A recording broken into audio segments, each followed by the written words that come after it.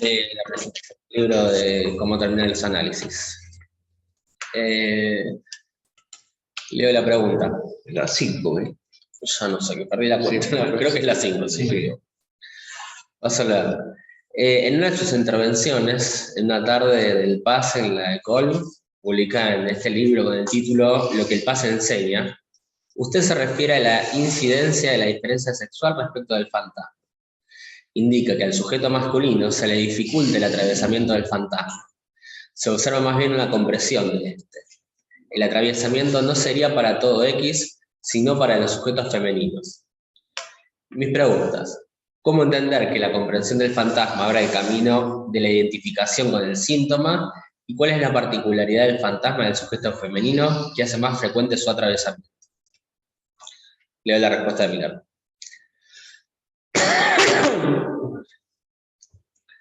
Dice así. Hablar de hombres y mujeres en la época del género parece reaccionario, pero mantenemos que hay solamente dos sexos, el masculino y el femenino. Esa bipartición se ablanda al nivel de los goces, dado que un hombre puede inscribirse en las fórmulas femeninas del goce y viceversa, según Lacan. Lo masculino y lo femenino son las dos vías para sexuarse, para elegir un modo de gozar. Digo elección, es una elección forzada. El fenómeno trans es la elección forzada de un régimen de goce que corresponde al otro sexo, pero que se traduce por la elección forzada del cuerpo del otro sexo. No solamente el régimen del goce del otro sexo, sino el cuerpo mismo del otro sexo. Lo dejamos de lado. He planteado que había que diferenciar dos destinos del fantasma, el destino masculino y el destino femenino del fantasma, como resultado de la experiencia analítica llevada hasta su punto terminal. ¿Se escucha bien ahí? Sí. Bien. Sí. Dicho planteamiento no proviene de una teorización, tampoco de una lectura de Freud o Lacan. Ha sido mi experiencia, una lección de experiencia como miembro de un cártel del PAS en esa época.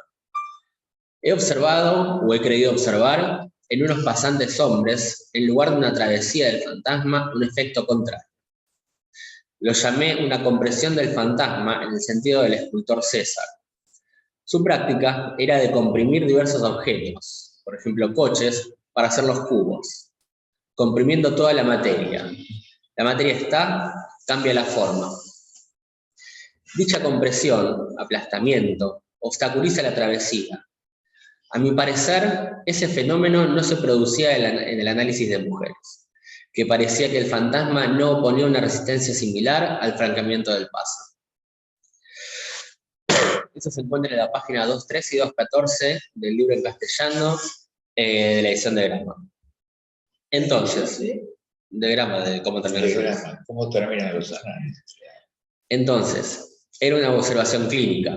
No he hecho la teoría de esa observación, que tiene como parágrafo en un texto un poco más amplio. Puedo tratar de hacer un esbozo de lo que podría ser una teoría de esa observación, pero hay una disimetría entre los dos sexos a nivel del fantasma. Brevemente, el fantasma, si seguimos a Lacan, el fantasma es esencialmente del hombre. Mientras tanto, una mujer se presta al dominio del fantasma masculino. Lo dice Lacan en televisión, es lo que conduce a una mujer a la mascarada. Vincular mujer y mascarada puede parecer en nuestros tiempos muy reaccionario. También eso se encuentra, muy reaccionario también. Eso se encuentra, esa referencia de televisión, se encuentra en la página 576 de la edición de los otros escritos en Paidós. Más bien que de mascarada, Lacan habla del por si acaso, del prepararse para que el fantasma del hombre en ella encuentre su hora de verdad. De tal manera que podemos decir que el fantasma es masculino, mientras tanto su objeto es femenino. Resulta que el hombre queda colgado a su fantasma, cuando una mujer tiene más libertad con su relación al fantasma. No es decir que no tiene fantasmas, pero tiene más libertad con respecto a esa instancia. Se agrega que el fantasma del hombre es perverso y tiene la rigidez clínica propia de la perversión. Mientras tanto, una mujer está menos atada a su fantasma que al fantasma del otro. Cuando ese otro sujeto, supuesto saber, vacila, En el pase, una mujer se escapa más fácilmente de la prisión fantasmática edificada por la perversión masculina. Eso es un esbozo solamente de la disimetría al nivel del fantasma entre los dos sexos. Hay una segunda disimetría al nivel del goce, si seguimos las fórmulas dichas de la situación. Del lado masculino, existe un conjunto cerrado bajo la instancia de un significante amo. Del lado femenino, al contrario, el conjunto no se constituye, y no se constituye como cerrado, sí abierto y sin ningún significante amo que le domine. Fijación del lado masculino, aflojamiento del lado femenino. Es en esa orientación que se podría elaborar la diferencia que me saltó a la vista hace 30 años. Ya está ahí la respuesta del verso.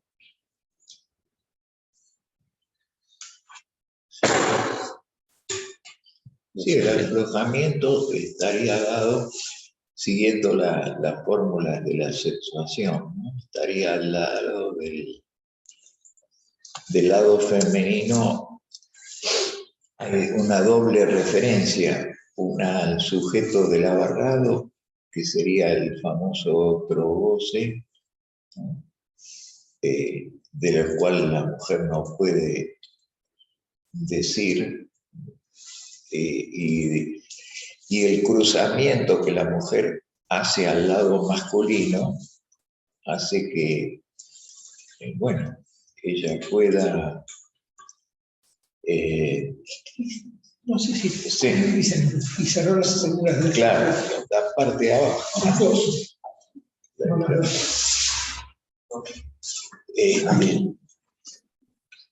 Decíamos entonces, del lado femenino hay una doble La parte de referencia. arriba también. Una doble referencia. Y en esa doble referencia hace que un goce de la mujer, bueno, la mujer está tachada como tal, en tanto no puede, no solo está referida al falo que sostiene el fantasma, ¿no? O sea, referida al falo que sostiene el fantasma, sino está referida a ese otro goce infinito, ¿no? Con el cual contacta y hace que haya no una compresión, sino un aflojamiento, ¿no? Un aflojamiento de la compresión fantasmática que sufre el hombre, ¿no? Yo no sé si está mal, lo que alguna vez pensé es que la mujer, cuando tachada se dirige al lado masculino en referencia al goce fálico, desde ahí no podría ella constituir un fantasma a través de que el goce fálico da entrada a la secuencia falo, pene, niño, ¿no? O sea, dando entrada a esa secuencia se constituye el fantasma femenino, ¿no? Mientras que el masculino está referido al sujeto barrado y a la que es ya un producto de discurso, ¿no? El objeto con el cual se tiene relación y por eso se diría que ese goce es perverso, ¿no? En el sentido en que sigue los caminos del fantasma. No sé, eso se me armaba a mí, ¿no? Yo querría, ¿no? decir, primero de todo, que a mí siempre me llama la atención cuando Miller llega a un punto y dice, bueno, esto lo dejamos para después. Porque acá lo hace dos veces, creo. La primera no me acuerdo, la segunda no. Y la primera vez dice, bueno, lo del transexualismo lo dejamos de lado. Ahí habría que preguntarse por qué lo deja de lado. del cuerpo. El cuerpo, sí, el transexualismo queda de lado. Porque es cierto que el transexualismo surge como ideal a partir del discurso de la ciencia. Hay una famosa película que es la primera transexual que opera, no me acuerdo el nombre de la película, ¿cómo se acuerda? Que se muere ella porque la chica. ¿Cómo? La chica danesa. Que es la chica. La chica danesa, ¿eh? O sea, que ahí vemos que sí, bueno, alguien como Schreber podía pensarse en un transexualismo, porque él mostraba que, pero era naturalmente, se convertía en mujer. Claro. Sin embargo, el discurso de la ciencia puede hacer realidad eso que era el sueño de Freud. Y que saben que Lacan pone un acento muy particular en esa feminización del cuerpo de Freud, que no está tomado a nivel del puro significante, porque Schreber mismo dice que venga la ciencia a comprobar cómo se modifica mi cuerpo.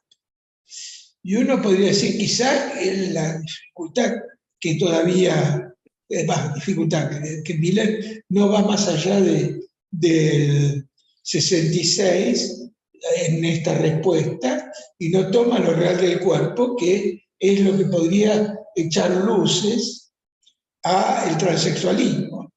Ya no pensado como psicosis, sino como la respuesta que la ciencia le permite a alguien para ocultar, o más que ocultar sería hacer algo con el goce del cuerpo.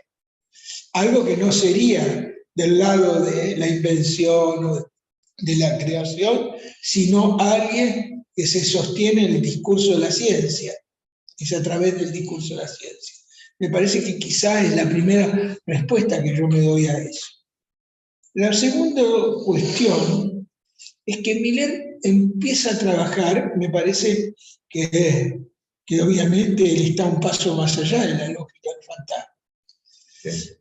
Pero por eso él aclara que no es una teorización, sino es propio de una experiencia que él tuvo como miembro del cartel del Pase, cosa que empieza a ser llamativo, porque el cartel del Pase es lo que justamente empieza a estar en cuestión en esta conferencia.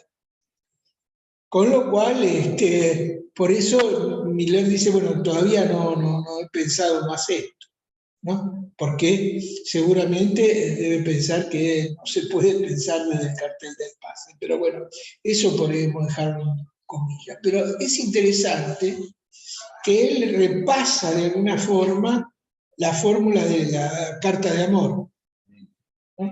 Que me gustaría si se puede enfocar para recordarlo todo. Ahí se ven. ¿No? ¿Se ve? Ahí me parece. Bueno, recuerdo como cuestión que una de las cosas que hace Lacan en este momento, que nos tiene acostumbrados a la distancia de la letra, es un perfil, ¿no? Porque acá aparece la existencia en la cual se deduce el universal, ¿no? Y en general es al revés. La lógica escribía el para todos, y si dice para todo X, entonces tiene que existir una X. Pero Lacan lo hace al revés. Y hay una razón que él lo está diciendo acá de por qué hace eso. Lo hace para mostrar justamente que al respecto no es que la regla confirma la excepción confirma. No, es que la excepción confirma la regla, sino lo que está diciendo es otra cosa diferente, que la excepción hace a la regla. O sea, que la existencia de la negación de la función fálica hace a que haya un para todo X de X. Me parece que es un punto importante, porque él lo dice acá, para poder mostrar la diferencia entre fantasma masculino y femenino. Me parece que ese es un punto muy importante y que hay que subrayar. O sea, para todo X solamente puede existir como para todos si hay una excepción que lo hace, no la confirma, hace la respuesta. O sea, que hace falta, digamos así, porque en Eturdí existe una X de X, coloca ahí el nombre del padre. Hace falta que haya el nombre del padre, el padre muerto de Totenitabu, para que pueda haber un universal, en el cual yo me puedo constituir, por ejemplo, como una clase. Me parece que ese es un punto muy importante que subrayar para entender la diferencia del lado masculino y del lado femenino, aunque en los hombres o las mujeres pueden ocupar, como dice Miller, cualquiera de los dos espacios. Del lado femenino, no existe entonces una excepción que haga la regla, no que la confirme, que la haga. Por eso, el conjunto de las mujeres no existe. No hay la mujer. Lo que está escrito abajo con la mujer es consecuencia de que no exista una X que no diga no a la función. Entonces, la mujer barrada hay que entenderla lógicamente. La lógica de eso es la falta de la excepción, ¿no? Y entonces, las mujeres son un conjunto abierto, no son conjuntos cerrados. Es una por una, entonces. Nunca vamos a encontrar el lugar donde eso se haga un conjunto. Me parece que eso hace una diferencia, tanto para hombres como para mujeres, donde se van a colocar. Y después, a esto me parece a mí, que ese labarrado, que es el producto de que no exista una excepción para del lado femenino de las fórmulas, y por lo tanto no se puede constituir un universal, o sea, todos. Ese labarrado tiene dos destinos, a decir así. Un destino que es el falo. Y eso es la histeria. Es la histeria que piensa que la mujer es la otra. Pensar que la mujer es la otra es lo que es muchas veces la devastación de las mujeres. Por ejemplo, cuando una mujer, que se ve mucho en la clínica, queda enganchada a un tipo casado, esperando que el tipo se separe, pero uno ve cuando ese tipo se separa y quiere ver con ella, la mina lo dice.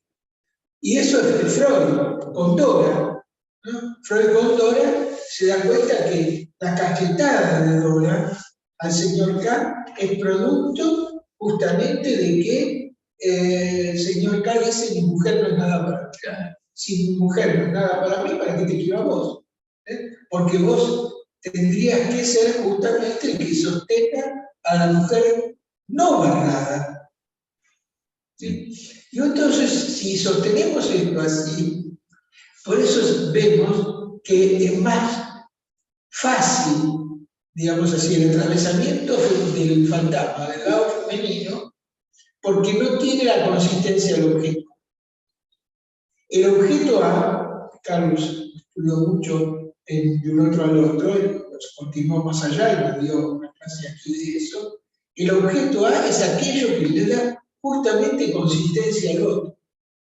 Por eso, digamos, en la clínica se ve la diferencia, ¿no?, con los hombres obsesivos, con las mujeres son peores todavía, pero los hombres obsesivos, para seguir esto, es muy difícil de conmover, porque es muy difícil conmover la consistencia que el obsesivo quiere del otro. Por eso la fórmula ya de Lacan enseñó la identificación, donde dice que el deseo, el obsesivo demanda que le demande. ¿No? Y entonces demanda para que haya un otro que demande, un otro que esté, ¿no?, en el objeto A, que esté en ese lugar de darle consistencia. Eso no pasa del lado de la feminidad, porque la feminidad no tiene ese enganche con el otro y por el otro conmigo. Me parece que entonces por eso no tiene la consistencia que tiene el objeto el fantasma masculino. Me parece eso, ¿no? Y me parece que Millet está contestando desde ahí, ¿no? Desde esta fórmula de la sexuación para, en realidad, dar algo que tiene que ver con algo que va a construir, ¿no? Y Lacan también, dando un paso más allá en el seminario 20. Y uno podría quizá decir que si ponemos el fantasma, sujeto agarrado con los años como el hombre que atravesando esa barrera y lo que busca la mujer, aparece una función extraña que es el significante de la falta en el otro, que todavía Lacan me parece que ahí no puede construir, pero en el mismo seminario. Lacan va a decir, lo real es los misterios del cuerpo que habla. ¿Sí? Y esos misterios que el cuerpo que habla utiliza justamente la palabra misterios, y lo que es misterioso es el cuerpo en tanto cuerpo de goce. ¿No? Y si entonces uno tendría que decir, ¿dónde va a estar la caída de la fórmula de la sexuación? Ese más allá que empieza con la última enseñanza, es justamente el situar ahora una lectura no lógica como esta, sino una lectura que parta de un real que es el goce del cuerpo, el misterio del cuerpo, el misterio del goce del cuerpo, porque el goce no tiene significado. ¿Sí? Me parece que yo digo desde ahí, no sé qué les parece a ustedes.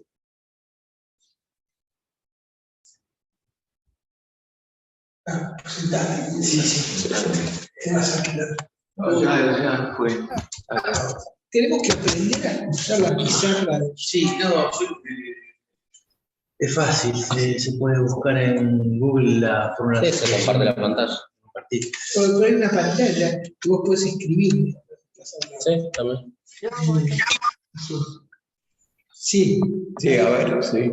No. Hola. ¿Qué tal? Hola, sí. ¿Cómo están todos? ¿Qué tal? Bien. Te quería preguntar, ¿cómo estás, Gerardo? Lito. Bien. ¿Qué tal, Rosa? ¿Qué tal? Quería preguntarte si de pronto así la he visto a la fórmula desde otro lugar, y si se podría, por ejemplo, leer, porque del lado izquierdo está ese barrado, y del lado derecho está significante del otro barrado, si se podría leer también eso como la castración del lado del sujeto, en el caso de la parte izquierda, y de la parte derecha la castración del otro, ¿no? Que es lo que Lacan incluso proponía ya a la altura, me parece, del seminario 5, como un poco el fin de análisis, quizá en ese momento, ¿no?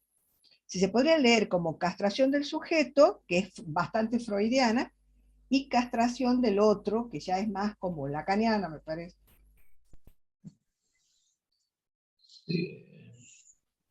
¿A quién te preguntó a vos? No, pero Perdón. sí. No me da la impresión que se pueda hablar de castración del otro en el sentido de que castración tiene que ver con un régimen delimitado de goce, ¿no? El goce que hay en el falo, ¿no? Mientras que el otro ahí, diríamos, se pone un significante donde nada se puede decir, ¿no? O sea, el significante, el otro barrado, es que el otro no puede dar cuenta del goce, ¿no? No puede dar cuenta de un goce infinito o de un goce corporal, ¿no? Yo no sé si castración implicaría un discurso, no solamente un discurso, ¿no? Sino una castración de goce, ¿no? Que acompañaría ese goce al fantasma. Sería más bien que ese del abarrado sería más allá del fantasma, ¿no? No sé, me sale así, Rosana, no.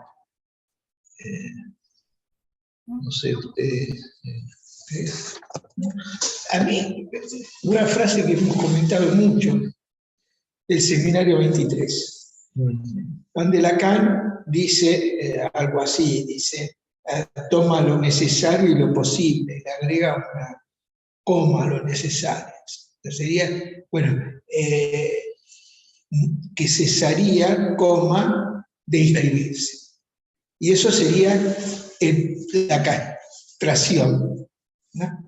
Y la castración es la castración del goce fálico, el goce del parloteo del parlet, dice. Mientras no hay castración del lado del cuerpo. Por eso yo ponía en realidad que el significante de la falta en el otro es el significante que podríamos decir del Alán. No es el significante donde no hay otro. A nivel del Alán hay solo el uno, no hay otro. Y justamente, si el goce del cuerpo podría castrarse, no por el lenguaje, si no hubiese otra forma de castrarlo, sería que no habría goce. Claro. Lo cual es imposible, ¿no? La exigencia pulsional es lo que ya me parece que, aunque Lacan quiso siempre hacerlo pasar por el lado del significante, lo que se muestra justamente con el síntoma es que no hay castración posible para el goce del cuerpo, no el goce de la palabra. Para el parloteo del parlet hay posibilidad de castración. El ejemplo clínico que podría ser es si encontramos, cuando Lacan dice, nos pasamos parloteando siempre lo mismo, exceptuando si nos encontramos con un analista. Si nos encontramos con un analista y la castración se hace posible, entonces habría la posibilidad de hacer otra cosa con el goce que nos anima. Pero nunca lo vamos a poder castrar, porque es el material mismo de la vida. Lo único que se termina con el goce del uno es la tumba. ¿Qué? La tumba. La tumba, la muerte. Cuando nos morimos ya terminó el goce de ese uno, ¿no? Pero mientras tanto, mientras algo haya de eso que palpita, que es un cuerpo, no hay castración posible.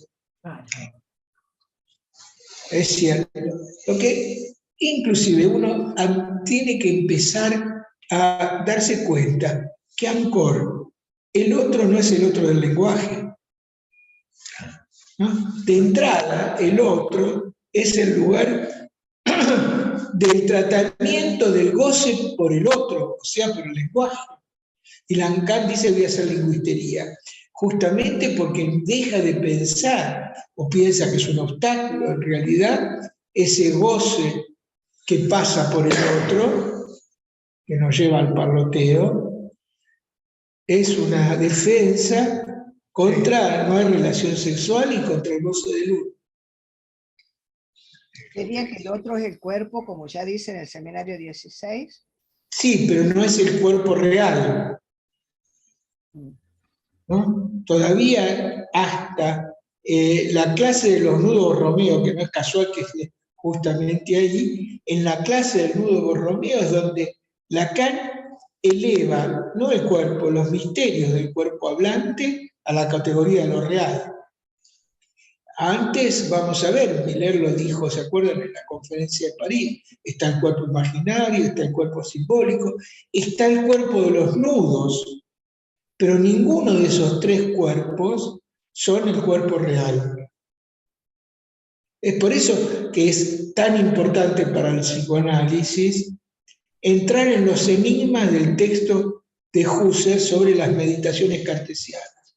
Porque no es y sobre Descartes, releer Descartes desde Miller, cuando introduce esa tercera sustancia que es el cuerpo, y que Husserl va a elevar a la categoría de cuerpo. ¿No? Es un punto central, así como tuvimos que rompernos el alma para estudiar lingüística, para poder entender qué decía Lacan en su grafo del deseo, o en la metáfora paterna, todo lo demás, ahora va a haber que hacer un esfuerzo grande para estudiar ese recorrido que Miller plantea en el Serial 1, que va desde Descartes a la lectura que pueda hacer Husserl, o puede hacer Heidegger no lo toma, Husserl y Merleau-Ponty.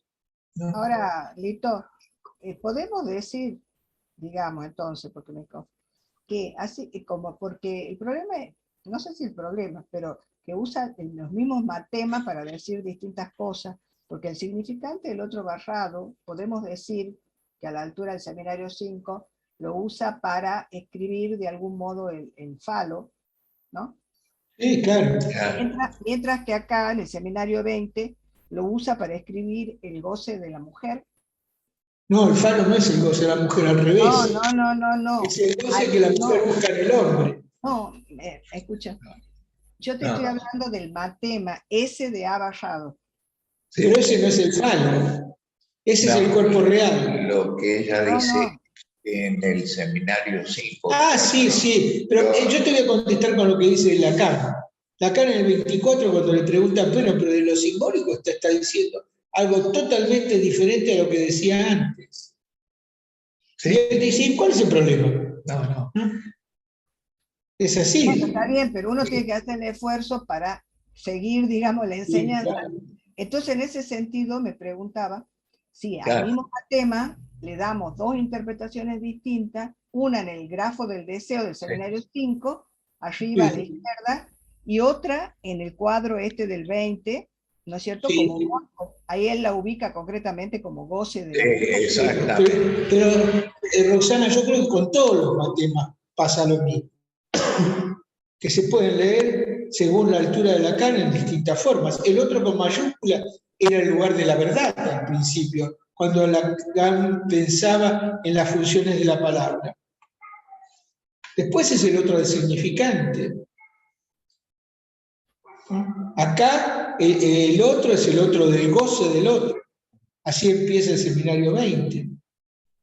¿No? O sea, inclusive, cuando Lacan escribe los matemas, en el seminario 20, cuando estira esta fórmula, dice, no se fascinen con ellas.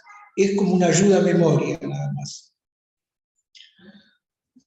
Y cuando leímos la conferencia de Habeas Corpus, ¿no? Lacan justamente divide lo que es del orden de la lógica, como el sueño de Lacan, y como el despertar de Lacan, siguiendo a Wittgenstein, ¿qué? Claro, a la óptica, sale de la ontología para entrar en la óptica, como decía Guido. No, pensaba ahora en base a estas preguntas que te da Roxana y las respuestas también. Bueno, justo la clase, el capítulo que estábamos trabajando el viernes de sutilezas, el 4, ¿cómo se llamaba? Clínica del síntoma el anterior. Todo el mundo es loco. Todo el mundo es loco. Donde Miller hace el esfuerzo de mostrar cómo la clínica, digamos, clásica, no permite pensar el síntoma, sino que el síntoma trae algo completamente novedoso. Perdón, no había visto que tenías la mano levantada, ahora termino el comentario y te doy la palabra.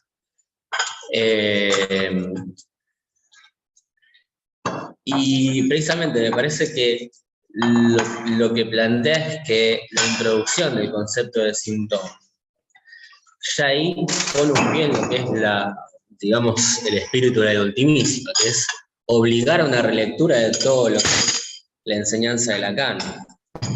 que no nos permite decir lo mismo. Que sí, efectivamente, si nos remitimos al seminario 5, los matemas nos dicen una cosa, pero si lo releemos desde la crítica que hace Lacan mismo a su enseñanza a partir del real sin ley, nos obliga a repensar los conceptos y los matemas mismos también, qué es lo que puntúan ahí, qué es lo que intentan captar. Me parece que por eso, no por nada también, termina, digamos, la respuesta de Miller en la fórmula de la sexuación, pero hace un atisbo hablando de el cuerpo real, al principio de la pregunta, de la respuesta. Dice, digo elección, es una elección forzada. El fenómeno trans es la elección forzada de un régimen de gozo que corresponde al otro sexo, pero que se traduce por la elección forzada del cuerpo del otro sexo. No solamente el régimen de goce del otro sexo, sino el cuerpo mismo del otro sexo. Lo dejamos de lado. Y hasta ahí. Y ahí retoma a partir de el fantasma. Me parece que precisamente lo que plantea es que hay que repensar en todo caso el fantasma, la sexuación, a partir de esta nueva definición del goce, de lo real sin ley, donde ya no se aplica la lógica para a partir del matema. No sé, es la definición que tengo. Hay una pregunta de Ana. Sí, Ana, perdón, te doy la palabra. Ok. Olá, companheiros. Minha pergunta é sobre o objeto A, que para mim, não sei se estou certa, pero el lado esquerdo de la tabela é o lado de la linguagem, me parece. Linguagem. Sí. El derecho está além del falo, me parece. Não é orientado, não é orientada solamente por el falo. El lado derecho. Que no es orientado por el falo. Sí, me parece que es no todo orientado por el falo. Exacto. Sí. ¿Entiende? Sí, entiendo. Entonces, el objeto A está del lado derecho, pero el objeto A no es algo también del lenguaje. Para mí es siempre un enigma esta história del objeto A del lado derecho. Me parece que não sei por quê, não compreendo. Porque, por exemplo, Miller em Serie 1 habla de objeto A no es real, es la imagen, el goce de la imagen. Entonces, no comprendo por qué está en lado derecho. Para mí, siempre es un enigma esta cuestión de el objeto A, porque me parece que Miller le abandona el objeto A en la ultimísima enseñanza también. Claro. Sí. Sí, yo estoy de acuerdo totalmente con vos, Ana. Lo que pienso es que es cierto que me acuerdo hasta un congreso que estuvo Miller y Mónica Toca dijo, pero entonces ya tampoco la fórmula de la acentuación, y Miller le dijo que sí, que tampoco la fórmula de la acentuación. Pero sin embargo, me parece que pensar en la fórmula de la acentuación tiene una gran importancia para lo siguiente, para pensar en qué no alcanzan, pero sí qué camino trazan la fórmula de la sexuación. Y me parece que para mi gusto, para mí el camino que trazan es justamente que Lacan se ve ahí forzado a darse cuenta que lo que aparece como el goce del cuerpo, que no es ni masculino ni femenino, porque se acuerdan que la tercera dice el goce femenino está fuera del significante, Y si está fuera del significante, ¿cómo sé que es masculino o femenino? Si lo masculino o femenino es de la lógica del significante, como están escritas las fórmulas. Me parece que ahí está el enigma de por qué Lacan se pone feliz, porque dicen que cuando encontró el nudo Borromeo se fue corriendo y se lo llevó a Heidegger. Se pasó toda la noche manejando, ¿no?, hasta la Universidad de Heidelberg, ¿no?, que está ahí cerca de la frontera alemana-Francia, y le lleva el nudo pensando que era la piedra filosofal, digamos. Era algo fantástico. ¿Pero por qué? Porque del lado femenino lo que queda es que no se puede pensar con el lenguaje, porque escribe la no relación sexual. El goce del significante del otro barrado no tiene otro significante que lo signifique, o sea, el falo. ¿No? Es ya ese uno solo.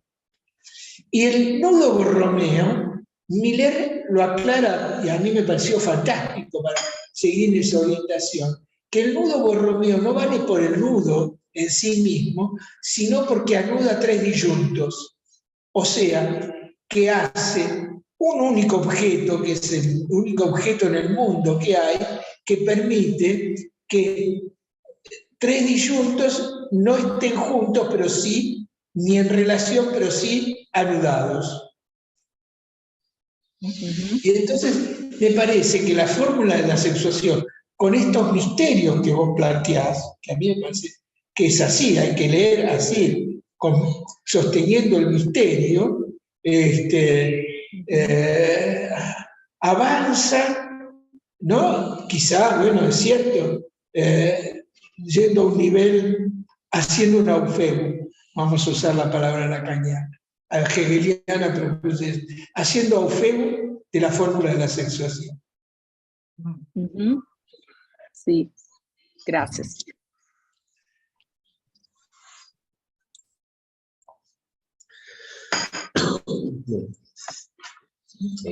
Seguimos. Bueno, si preguntás, ¿alguien más tiene alguna intervención? Si no, pasamos a la siguiente pregunta. Bien. Bueno, fantasma, trazamiento. Bien.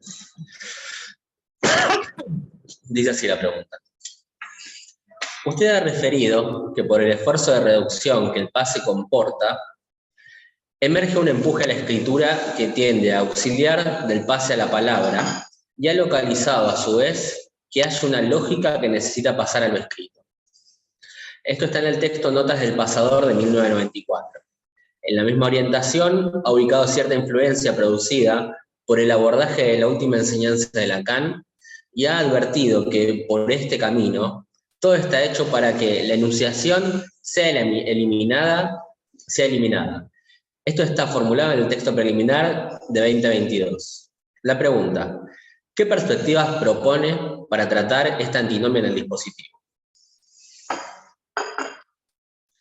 Muy divertido porque la mayoría de las respuestas las hace así, Miller. Dice, no he dicho que la promoción de la escritura resultaba de la influencia de la última enseñanza de Lacan. Todo lo contrario. La promoción de la escritura se debe al programa de Lacan enunciado en su propuesta fundacional de 1967. Lo que señala es la discrepancia entre el programa clínico de la propuesta y la práctica efectiva de Lacan respecto al dispositivo del pase. Digo que hay una gran diferencia, una gran distancia, una contradicción entre el programa de Lacan y su práctica efectiva. Tercer defecto, que encuentra Miller en lo que dice Lacan. El programa de Lacan, lo he expuesto en la página 18, para que se entienda bien, debo de releer este pasaje. Preveía Lacan que la escuela comunicaría a las sociedades psicoanalíticas de todas partes el saber clínico inédito que se obtendría gracias al procedimiento del pase. Para tal fin, prescribía, cita, una acumulación de la experiencia, su recolección de la experiencia del pase, su recolección y su elaboración, una seriación de su verdad, una anotación de sus grados. Cierra la cita. Admirable programa. Continuar leyéndose. Sin embargo, Lacan nunca cumplió el programa que había planteado, ni siquiera le dio un mínimo comienzo.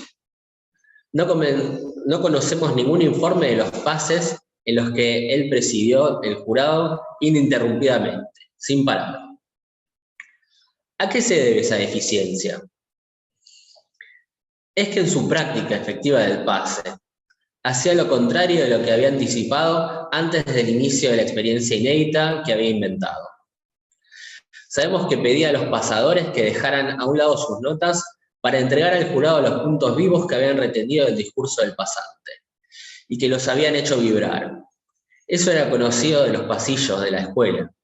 Todo eso era totalmente en secreto, casi los nombres de los AE, como lo he dicho. Había que esperar al anuario para ver quién había sido nombrado. Dio visiblemente privilegio a la escuela analítica de la escucha analítica de la enunciación, por sobre la elaboración clínica y la transcripción meticulosa del relato. Podemos apostar a que el propio jurado no tomaba notas para dedicarse a lo esencial que pasaba por la palabra. Termina de citarse. Continúa. El programa de Lacan, que he recordado, implicaba la escritura, la acumulación de datos, la evaluación, los grados, etc. Todo eso implica un trabajo escrito. Al contrario, en la práctica efectiva de Lacan, creo que no hubo ninguna escritura. Todo era palabra, todo era elaborar. Ahora podemos tratar de elaborar, esbozar la teoría de la enunciación en su relación al enunciado. Voy a repetir y prolongar una pequeña presentación que hice la semana anterior en una librerita. Y ahí recula y dice, no me gusta repetir. Sí. En esa pequeña presentación expliqué que había una disparidad. Según Lacan, había una disparidad entre enunciación y enunciado, y que esa disparidad no existe en la lingüística general. Al contrario, en la lingüística general hay una continuidad entre enunciación y enunciado. La enunciación es el acto de enunciar el enunciado. Ahí la enunciación es un acto y el evento es el enunciado. El producto del acto es el enunciado. Son una continuidad. Lacan introduce una disparidad. Entre los dos, una disparidad de nivel. Estoy resumiendo la cosa, no se va a entender. Dejamos eso. Voy a diferenciar el pase escritura y el pase palabra. En el pase escritura hay recopilación de enunciados por parte de los pasadores y transmisión al jurado. Los jueces escriben también los enunciados emitidos por los pasadores y trabajan para recomponer una narración completa del caso. Todo se desarrolla al nivel de la cita y se pierde la enunciación. Todo está al nivel de la cita del enunciado y se pierde la enunciación. En el pase palabra, uno no se somete a la dictadura del enunciado. Se aceptan los agujeros y los tropiezos del testimonio. Esos agujeros y tropiezos están considerados como significativos de la posición subjetiva del pasante, que la coherencia y la completud de los enunciados. La cuestión no es de completar los enunciados para tener un relato, una narración completa sin agujeros. Al contrario, es todo lo que es agujero y tropiezo, que es lo más significativo como el análisis. El jurado en el pase palabra, el jurado apunta a la enunciación en tanto enigma y trata de resolverlo con un enunciado que no se limita a un sí o un no, la nominación, o un sí o un no, la nominación, sino que se desarrolla en una enseñanza no regida por el enigma y su resolución. En resumen, el pase escritura desemboca en el pase cita. Desemboca en el pase cita. El pase cita. Y si tiene tal fuerza el pase cita, eso tiene que ver con la pasión de los lacanianos por citar a Lacan. El pase palabra, sin escrito, destaca el pase de la enunciación. Evidentemente está más cerca del análisis mismo. La escritura es indispensable para la presentación de un caso clínico, pero la práctica del pase no tiene nada que ver con la clínica. hay una clínica psicoanalítica. Sin embargo, el psicoanálisis mismo no es una clínica. Una clínica supone un observador que se sostiene como amo de un saber expuesto sin transferencia. Toda aparición de la transferencia en la dimensión clínica tiene el estatuto de un artefacto manchando la pureza de la observación. De tal manera que el psicoanálisis no es clínica. Para terminar, en el pase cita prevalece la clínica. En el pase enigma da una oportunidad al psicoanálisis. Bueno, y hasta ahí es la respuesta del Miller. Lo último, ¿cómo es? En el pase Cita. En el pase cita prevalece la clínica, en el pase enigma da una oportunidad al psicoanálisis. ¿Qué? Sí. No, lo primero que se me ocurría es que en París, en 2014, una E presentó un testimonio que le iba a comentar Miller. Y presentó un testimonio perfecto, muy bien escrito. Y Miller le dijo, un testimonio muy bien escrito, muy cerrado, ni una falla, ni un tropiezo. Me acordaba de esto porque ese testimonio dejaba por fuera lo más vivo del análisis, ¿no? Y Miller lo primero que le señala es esto, que ese pase, ahora leyéndolo con esto que dice, el pase cita hace perder la enunciación, es el pase clínico. El testimonio ya es el pase clínico, me parece, en el sentido de la escritura. Esa se quedó bastante conmovida por lo que le decía Miller, porque quería dar cuenta en su testimonio de todo lo contrario, que ella se había curado de este empuje a la perfección y a lo cerrado y demás. Así que Miller ya en aquel momento puso en juego algo de esto que está diciendo ahora. Sí, cuestionando ese pase. Cuestionando el pase desde ya. ¿Qué pasó? Porque lo que viene es el cuestionamiento del saber. Claro. Acá parece que es cierto eso, es el cuestionamiento del saber.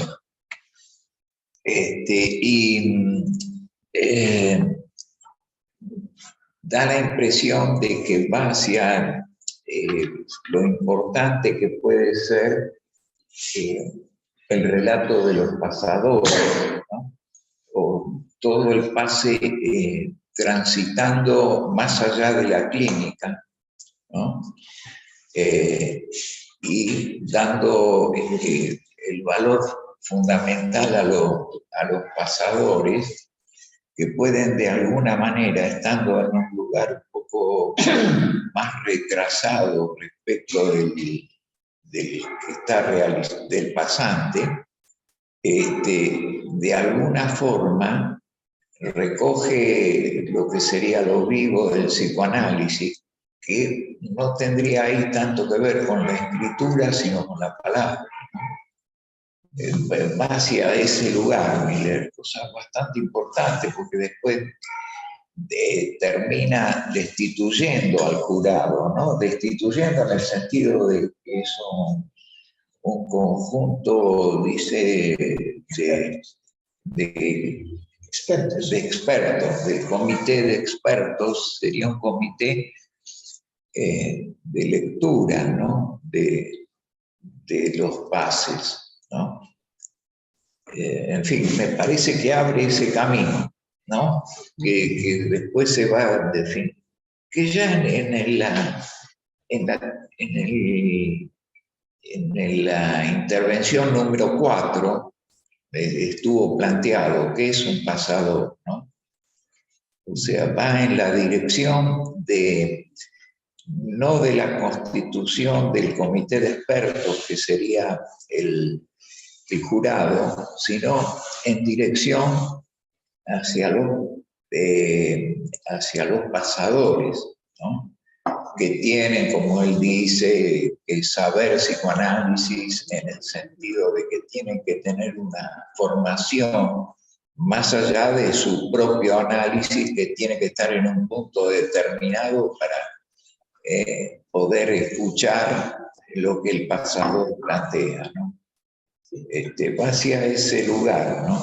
A mí me parece que el lugar central de esta respuesta está dado en que Miller modifica la idea que teníamos de enunciación. Eso.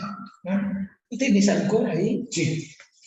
¿Podés leer cómo empieza con la frase, lo que era como termina Upir, lo olvidado, eso, y empieza a liturgia? Sí. Está ahí, ¿no?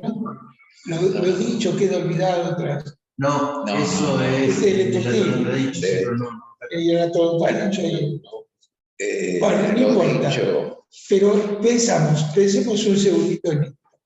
Por lo menos cuando yo estudié lingüística, me dediqué bastante tiempo a eso. Lo que estudié en relación a enunciación era... sí, no sé si alguien quiso decir algo, vale más la palabra de usted que la mía. No, nadie quiso decir nada. Bueno, cuando alguien quiere preguntar, yo me interrumpo. ¿Estudiamos qué? Estudiamos esencialmente en Benveniste, que era el enunciado de la enunciación. Y partimos para eso de un texto de Jacobson que se llamaba, bueno, era el ensayo de lingüística general, el capítulo que hablaba sobre el verbo ruso. Y lo que pensábamos es que todo enunciado surgía a partir de la enunciación.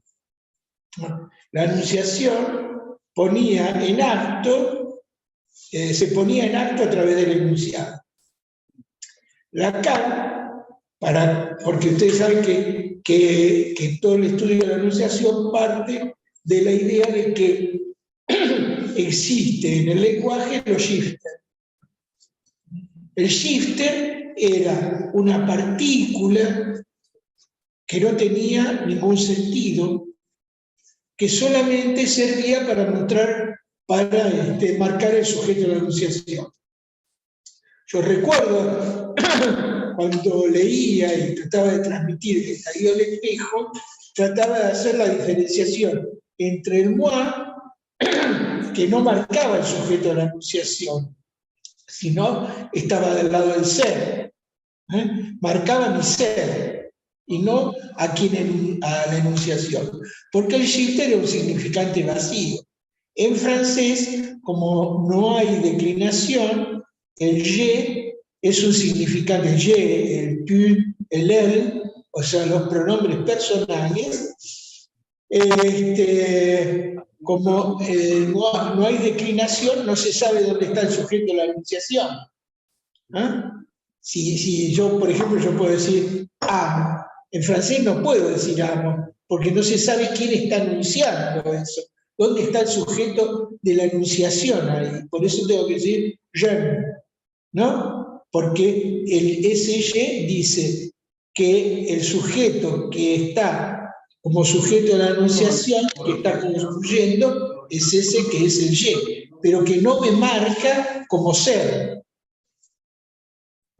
Y esto Lacan lo llevó muy lejos.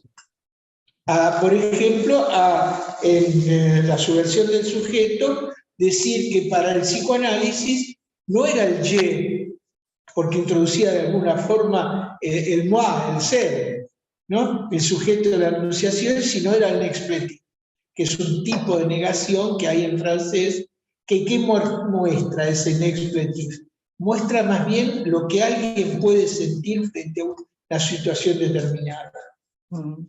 Entonces ya no se trata de un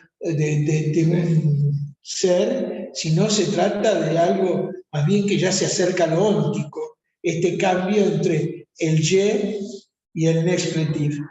Lo pueden leer esto en su versión del sujeto, es un poco intrincado, pero va hacia eso. Miller da un paso más acá. Por eso quería recordar, no lo recuerdo de memoria, cuando dice en Étourdi y al final de Upir, Lacan que el decir queda olvidado tras el dicho en aquello que se escucha, ¿no? Frase que me parece central volver a leerla a partir de esto que dice Miller, porque eso desengancha lo dicho del decir. El decir no tiene nada que ver con el dicho. No es que hay una relación donde la cadena significante produce un acto que es la significación. Ahí se ve por qué Lacan rompe con la lingüística y hace lingüistería. Porque la enunciación nada tiene que ver con el dicho, ¿no? El decir corresponde, vamos a usar una palabra que no sé si es la justa, al registro diferente del dicho, ¿no? O sea, atrás de todo esto podemos ver cómo Lacan está rompiendo el algoritmo susuriano que él mismo escribió, significante barra significado, que muestra una causalidad, donde el significante, como lo escribe muchas veces, significante barra significado. Eso está roto. No hay causa y efecto entre la relación del significante y el significado. Me parece que este punto que pone Miller es esencial para todo lo que va a decir después. ¿No? Todo va a decir después. No hay clínica, porque la clínica supone un saber. Lo que hay y lo que está del lado del psicoanálisis es el decir. Pero el decir no tiene relación con lo dicho. Al contrario, lo dicho, dice él, hace olvidar el decir. Y ya no es entonces una relación causa y efecto como parece entre significante y significado, sino hay heterogeneidad. No hay relación, volvemos al Ludo Borromeo, entre el dicho y el decir. Me parece que si a mí por lo menos me sirve para leer todo esto que está diciendo Miller acá. Y es una cuestión muy importante. Lo que se deduce de ahí es que la clínica psicoanalítica, cosa que nos va a costar mucho trabajo, porque pensamos que la clínica nos ilumina. No, la clínica nos ciega en relación al decir, a lo propiamente psicoanalítico. Mire, este punto, yo creo que es un punto esencial.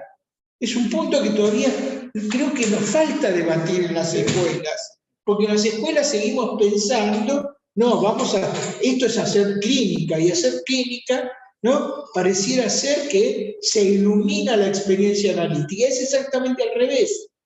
Es cada vez que hacemos clínica, nos vamos por fuera del psicoanálisis, ¿sí? Para situarnos en un discurso universal, ¿no? Y que eso es como, ¿cómo era la sigla de Lacan cuando habla de la IPA? Sociedad, ¿cómo? SAMKE, Sociedad Mutual contra el discurso contra el psicoanálisis. Y la clínica es eso, ¿no? Yo recuerdo recién, ahora entiendo un poco, algo que en mi análisis con Diana Rabinovich, al cual rindo homenaje, un día me dice, mira, Lito, tenés que hacer un trabajo para tales jornadas. Bueno, yo digo, voy a tomar un caso clínico. No, déjame de joder con la clínica. Nada de clínica, ¿no? Hace un trabajo teórico que me mandó a leer Aristóteles y un montón de cosas para poder hablar sobre el significante cualquiera. Y tenía la carta forzada de la clínica a través de mi propio análisis, porque Diana Rabinovich, el apellido Rabinovich, era mi rechazo al judaísmo. Un judío que rechazaba al judaísmo. Y bueno, me la elegí por Rabino, ¿no? Aparecía claramente el significante cualquiera, me podía haber hecho un trabajo fantástico con eso. No me dejó. Diana tenía, como todo el mundo, grandes aciertos, pero a veces también grandes errores. ¿Quién no? Miller también. Yo y todos, ¿no? Por suerte, porque en esos lugares donde aparece el error, donde aparece el fracaso, ahí aparece el psicoanálisis.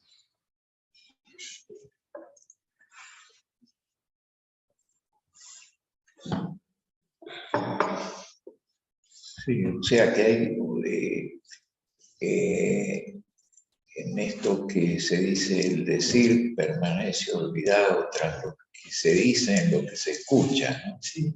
O sea, hay ahí ya un corrimiento, ¿no? Una ruptura del enunciado a enunciación, ¿no? Sí. Y ahí vemos, viste, las consecuencias Claro. que tiene que Lacan haga lingüistería y no lingüística. Sí, poder entender qué es la lingüistería. Sí, a mí me parece, no sé cómo, ahora no recuerdo el título del escrito, pero creo que es Moi, j'ai la vérité parle. O sea, sitúa el moi y después plantea el je, que sería el sujeto de la enunciación. El sujeto de la enunciación, hablo, ¿no? O sea, ahí se ven claramente el sujeto del enunciado y el sujeto de la enunciación. Pero acá está roto eso. Acá está absolutamente roto. Junto con la verdad, ¿no? Claro. La verdad no es propia del psicoanálisis. La verdad es filosófica, no psicoanalítica. Ahora, chicos, lo que plantea Miller ahí, si entendí bien, ¿me escuchan? Sí, perfecto. Si es que entendí bien, es como que él diferencia las presentaciones clínicas de casos de la práctica, que de algún modo los deja del lado de una clínica porque es como una cierta elaboración de las presentaciones del pase, que no debieran parecerse a las presentaciones clínicas, porque más que ser un escrito, es decir, una clínica, porque el escrito ya supone como hacer una clínica de los dichos, ¿no? Y no dejarlo expuesto al mismo decir, por eso me parece que él propone que sean hablados, que sean desde la palabra, que sean dichos, para que también no se salten los equívocos mismos, o los fallos mismos, como decías vos, Lito, ¿no es cierto? No sé, yo entendí eso, esa diferenciación que hace entre el pase, el testimonio de pase, y los testimonios de la clínica que se hacen en las presentaciones de casos. Sí, yo estoy totalmente de acuerdo con vos, Roxana, pero le agregaría algo más, que es lo que va a venir. Por eso me parece que tenemos que seguir leyendo para debatir esto que vos decís, que es muy importante y muy interesante. Es que donde hay clínica no hay psicoanálisis. Y entonces el relato de un pasante, de una AE, no puede ser del mismo orden que un relato de la clínica. Claro, tiene que ser, por eso lo que dijo Carlos es tan importante, un pase perfecto deja de ser perfecto para el psicoanálisis. ¿Por qué? Porque no puede sostener las imperfecciones. ¿No? En ese sentido, el pase perfecto es el pase que fracasa. Que fracasa clínicamente, ¿no? Fracasa clínicamente, exactamente. Y da una apertura hacia la innovación o el psicoanálisis. Sí, claro. ¿No? O sea, porque yo no sé, pero a mí hasta ahora, en general, los pases me parecieron más que nada ilustrativos de la teoría psicoanalítica. Pero no sé si ustedes por ahí vieron más y escucharon más que yo, si se puede pensar que hay algún pase que haya hecho esto, exceptuando a Lacan. Lacan dijo, yo me la paso todo el tiempo pasando. ¿no? Y creo que Miller también se la pasa todo el tiempo pasando. Pero sacando ellos dos, yo no he escuchado, y eso no quiere decir que no exista, ¿no? No he escuchado un pase que tenga que ver con que se pueda innovar. Recién lo vimos con tu pregunta, Roxana, cuando vos preguntaste si el significante del otro barrado era el mismo que el seminario 5 del grafo de la situación. Y bueno, y creo que es claro que acá muestra que no es lo mismo. O sea que hay una innovación, ¿no? Claro, ahora ahí habría que también, porque no sé si entiendo bien de qué se trata esta propuesta nueva de Milero, que entonces el pase parece que no se trataría tanto de que cada pasante hable de sí mismo como un caso clínico, es decir, que no hable de su caso, sino que aporte algo nuevo, pero ahí viene también respecto a esto de interpretar la escuela, y ahí no entiendo bien qué es lo que se quiere decir cuando en realidad el pasante lo que tiene que hacer es interpretar la escuela y no hablar del propio caso tanto, porque no se trata de que cuente su análisis como un caso clínico. Bien, yo creo que Roxana, que de ahí hasta aquí el pase fracasó, porque no hubo un solo E, eso lo ha dicho Miller acá en Buenos Aires, no hubo un solo E que interpretara la escuela. Pero también tenemos que pensar qué quiere decir interpretar la escuela. No es lo mismo lo que podíamos decir de interpretar la escuela en la época de la lógica del fantasma que en la época del Parlémetro.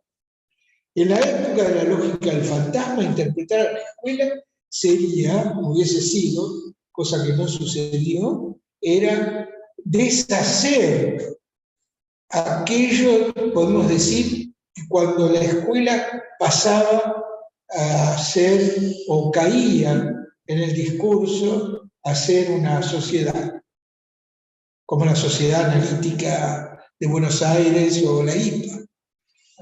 O sea, cuando triunfaba dentro de la escuela el discurso amplio, que no tendría que estar con una sola persona, pero bastaría, por ejemplo, como se construyó la casta de los AE, palabra de Miller, no mía, en una carta que él dice, la función de la E hubiese sido no permitir o interpretar a esa escuela, a las escuelas que caían bajo la casta de los AE.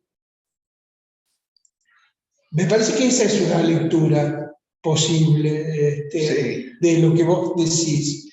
Yo no sé todavía, no sé si ustedes tienen alguna respuesta, de cómo sería la función de la E en la época del Parlémetro. Claro. Yo pensaba en el sentido de que es interesante esta distinción de la presentación de la E como un caso clínico, pero no. Digo, precisamente lo que me parece que critica Miller es que, en definitiva, lo que se ha hecho es clínica, con los pases, que en definitiva es pasar de hacer lo que es uno por uno a hacer uno más. Es decir, un caso más, donde se puede ver la clínica. Y me parece que esto precisamente que tenía razón, donde el testimonio del pase no debería ser eso, sino que debe traer algo nuevo, algo que interpele, que interprete a la escuela.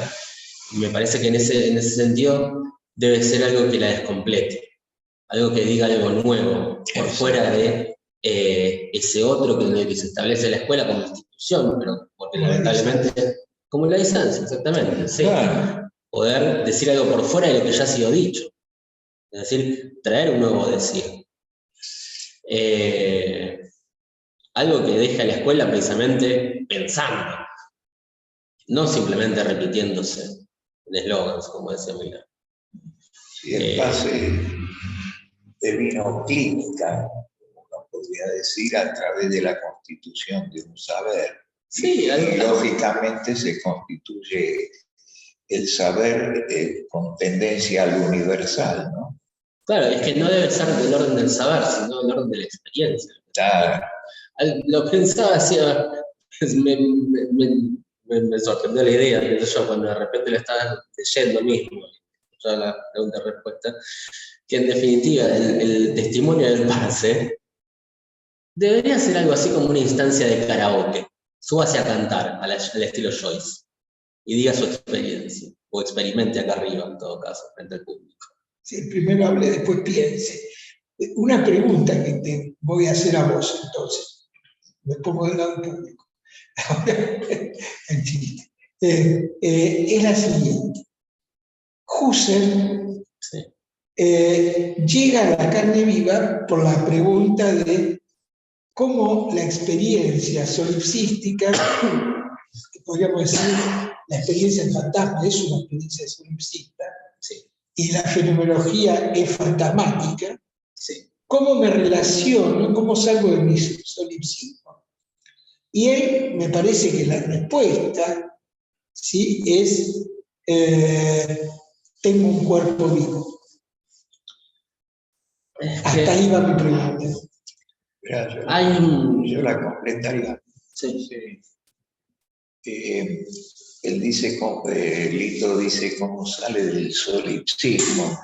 O sea, Husserl ahí plantea que no es un objeto del mundo, la cosa del el cuerpo vivo no es un cuerpo vivo. No es un objeto. O sea, sería la cosa así, como con la experiencia, ¿no? Con la experiencia de haber de alguna forma estado por fuera de los objetos del mundo, ¿qué mundo se me abre? ¿No? Sería... ¿Qué mundo me puedo hacer? Me puedo hacer. No es que se me abre porque se me abre estaría fuera, como algo, sino qué mundo me puedo hacer con la experiencia del análisis. Ese es el escabón. Claro, qué mundo me puedo hacer. Y lo puedo mostrar en el sentido del escabón, ¿no? O sea, no mostrar, sino me construyo el mundo a partir del escabón. Miro el mundo que veo, pero ya desde otro lugar, no del yo, del ser, o sea, sino de lo dóntico. Habiendo pasado por la experiencia. ¿Cómo sería entonces? A ver. A ver, hay un tema, Husserl no llega a dar ese paso, primero que nada, pero podemos ensayar un tipo de respuesta al respecto. Husserl, en definitiva, tiene un problema que se le plantea, porque en realidad él analiza la experiencia mundana, digamos, y empieza a reducirla a sus mínimos componentes a lo que él llama la esfera de la propiedad, es decir, lo más íntimo mío. De esa manera llega a decir, bueno, yo tengo una experiencia en el mundo, qué sé yo, sin embargo hay algo que siempre me retrotrae a un aquí y ahora eterno, un aquí y ahora constante, un aquí y ahora indivisible, que es el cuerpo. Es esa que yo decía, estoy pensando en algo, estoy contando algo y de repente me pica el brazo. Es ese brazo que pica que me trae el aquí y ahora. Ese cuerpo vivo, que siente, en todo caso. Que es lo que me orienta también en el mundo, dice. Es lo que hace que sea un aquí constante y sea un allí constante también. El problema que tiene el cuerpo vivo para Husserl es que si bien es de la propiedad, es lo que me es más propio, es a la vez, y bueno, lo podemos leer como lo extremo, lo que me es más ajeno. Porque yo no puedo decir nada de eso. ¿Por qué? ¿Cuál es el problema? Porque en cuanto yo digo algo de eso, lo digo de una manera discursiva, lo digo con palabras. Y en tanto lo digo con palabras, con una cierta gramática, con un cierto sentido, esa experiencia misma la puede decir cualquiera. Esa es la salida que Husserl encuentra para decir, yo no estoy solo en el mundo. ¿Cuál es la salida? Que mi experiencia puede ser la de cualquiera, y la experiencia de cualquiera en el mundo puede ser la mía. Quiero decir, yo puedo pensar lo que está viendo el que está sentado en la última fila. No hay demasiada complejidad en eso, me imagino. Me siento en esa orientación, veo la pantalla, veo el pizarrón, etc. No hay ningún secreto detrás de eso. Sin embargo, a lo que no tengo acceso es a lo que le es más íntimo, que es precisamente el cuerpo vivo, a ese brazo que le pica a él. No es el brazo que me pica a mí. Primero que nada, porque esto es un allí también, y esto es un aquí constante. Segundo, porque ya el ponerlo en palabras lo borra. Hace que hable desde un yo que es el problema, que es el lugar del shifter, es el lugar de cualquiera puede ocupar ese lugar y decirlo. Es decir, cualquiera puede tener la experiencia del mundo. La experiencia del mundo, en definitiva, para Husserl es objetiva en tanto que no es de nadie, que puede ser de cualquiera. Cualquiera puede tener la misma experiencia del mundo, tan chata como lo podría ser la experiencia de la ciencia, es decir, de reducirla a números. Lo que dice es que lo que me es más propio es ese cuerpo vivo que es completamente ajeno a este mundo que pongo como experiencia en tanto que relato, no que experiencia de él. ¿Qué te parece si seguimos la próxima? Sí. Perdón, me entusiasmé. Bien. Bueno, seguimos la próxima Danés. Seguimos la próxima. Claro, que no es el lunes que viene. El lunes que viene es feriado. Sí. Pero el que viene, ¿por qué? No sé, no pregunto. San Martín. Lo acepto como es. Bueno, el otro lunes, El 28. 28, que era el último, pero bueno, para que no sean 2 semanas ni mucho tiempo, nos vemos el 28. Dale. Bueno, nos vemos en 2 semanas. Chao, gracias. Chao, gracias. Buenas tardes. Gracias. Gracias.